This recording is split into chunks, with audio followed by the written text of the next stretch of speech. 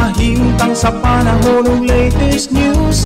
Diyan sa tuloy niya, ang atong pag-asa maktan pinagi ni Sir Joseph Marlan. Sir Joseph, mayong adlaw Martes.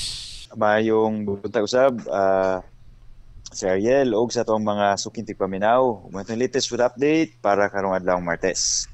Kining easterlies, ang init nga hangin nga gikan sa silangan o dagat Pasipiko, may weather system nga padayon nakaapekto sa atoang nasod.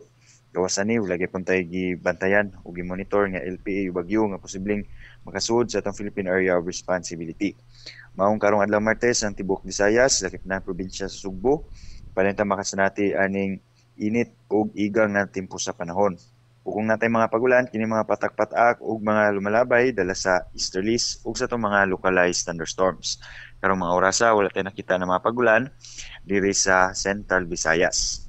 Kahimtang sa itong hangin ug kadagatan, wala tayo gale warning, maong tibok Visayas sa dunay hinay nga sa kasarangan nga hangin nga gikan sa silangan ngadto na sa aminang silangan ug atong kadagatan ay malinawon ngadto sa kasarangan nga mga pagbalod.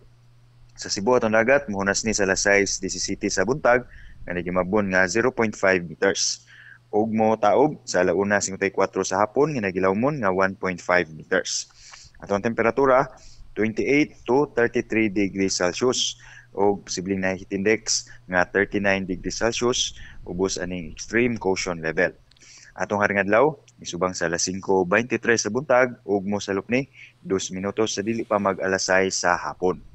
Ug mo atong latest, yung diri sa buhatan sa Pag-asa Mactan, Visayas do Este, Joseph Merlas, maayong buntag.